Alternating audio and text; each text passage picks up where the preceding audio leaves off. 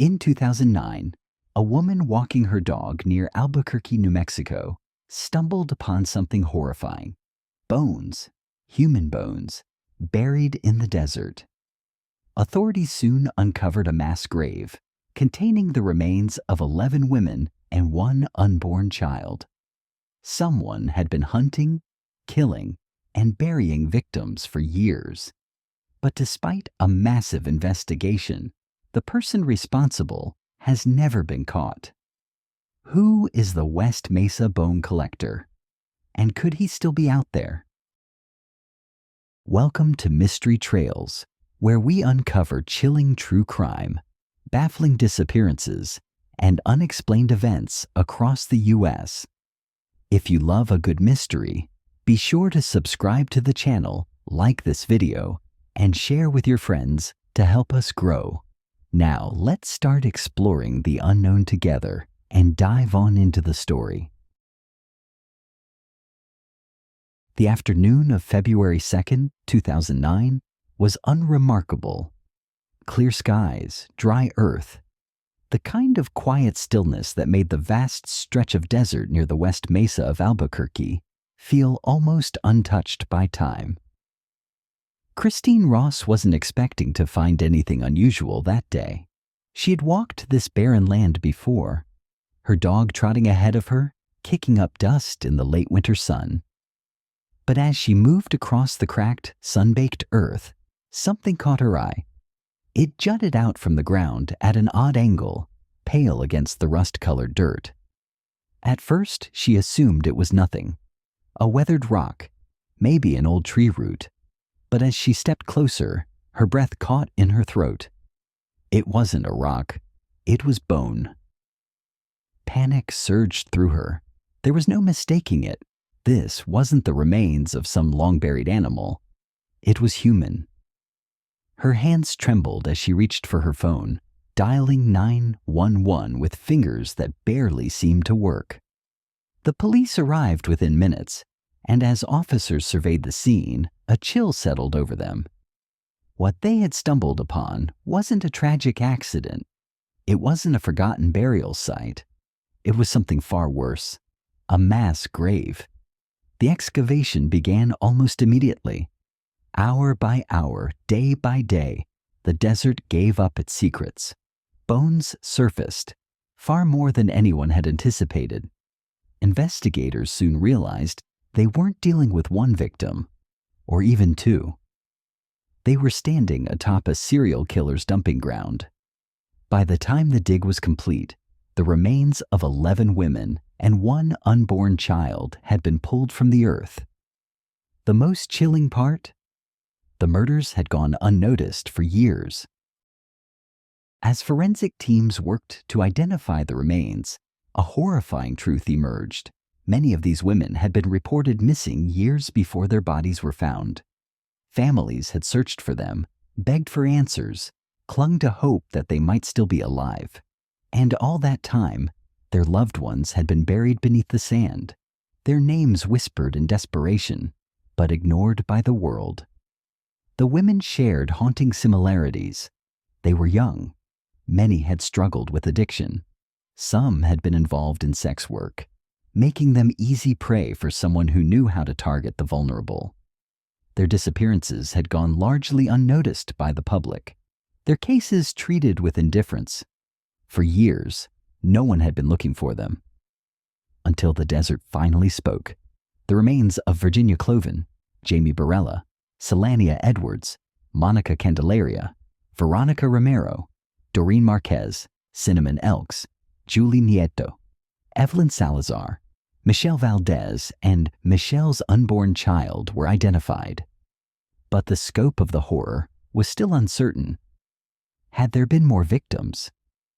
Had the desert swallowed other bodies still waiting to be found? And the question that loomed over everything: who had done this? For all the evidence unearthed in the West Mesa, one crucial piece remained missing: the identity of the killer. Investigators knew they were looking for a predator, someone methodical, someone who had studied the landscape, chosen this remote spot to hide his crimes. The West Mesa wasn't just any location. It was a place that required intimate knowledge, a place far enough from prying eyes to ensure secrecy. Theories emerged, each one more disturbing than the last.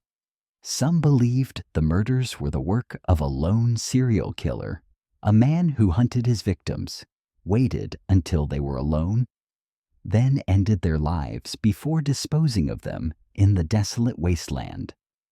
The precision of the dump site, the careful concealment of the bodies, suggested a practiced hand, a killer who knew exactly what he was doing. But the biggest mystery of all was why the murders had suddenly stopped. The last known victim disappeared in 2005. What changed? Did the killer move to another hunting ground? Did he die? Or had he been arrested for another crime, his dark secrets buried with him in a prison cell? One suspect seemed to fit that theory perfectly. Lorenzo Montoya had a long history of violence against women. His temper was well documented, his treatment of women chillingly predatory. In 2006, just 1 year after the last known victim vanished, Montoya lured a woman to his home. Once inside, he bound her in duct tape and strangled her to death. But this time, he chose the wrong victim. The woman's boyfriend tracked her down, and in a desperate act of revenge and self-defense, he shot Montoya dead. After Montoya's death, the West Mesa killings stopped. Had the bone collector died that night in a hail of gunfire, taken down before he could claim another victim? Or was he just one of many predators lurking in the shadows? Others suspected something even more sinister. What if this wasn't the work of a single man at all? The victims all shared a similar background. Young, vulnerable, often ignored by society. What if they hadn't been killed by a lone serial killer, but by a group of men working together? Some investigators believed the murders could have been connected to a human trafficking ring, a network that abducted women for profit before discarding them like garbage. Some of the women had been last seen being picked up by unfamiliar cars, driven away into the night. If these crimes were linked to organized trafficking, then the West Mesa Bone Collector might not be just one man, but many. And if that were the case, some of the killers could still be out there. More than 15 years have passed since Christine Ross stumbled upon that bone in the dirt, since the West Mesa gave up its gruesome secrets. Yet the identity of the West Mesa Bone Collector remains a chilling mystery. No arrests have been made. No definitive answers have emerged. The desert, vast and unforgiving, may still hold more bodies, more victims, more questions that will never be answered. Was this the work of a single predator? A man who stalked the streets, hunting for women who wouldn't be missed? Was it organized and methodical? A network of criminals who disposed of their victims without fear of being caught? Or is the real killer still out there, walking among us, waiting for the right moment to strike again? The case remains open. The desert still holds secrets. And somewhere out there, the bone collector may still be watching. So what do you think? Was this the work of a serial killer like Lorenzo Montoya? Or was it part of a larger crime network? Could more victims still be buried out there? Let me know your thoughts in the comments below. If you love terrifying true crime cases, chilling disappearances, and unsolved mysteries, be sure to subscribe to Mystery Trails. Every week we explore cases that leave behind more questions than answers. And don't go anywhere just yet. Our next story takes us even deeper into the unknown. Click the next video and I'll see you there. Until next time, stay curious and stay safe.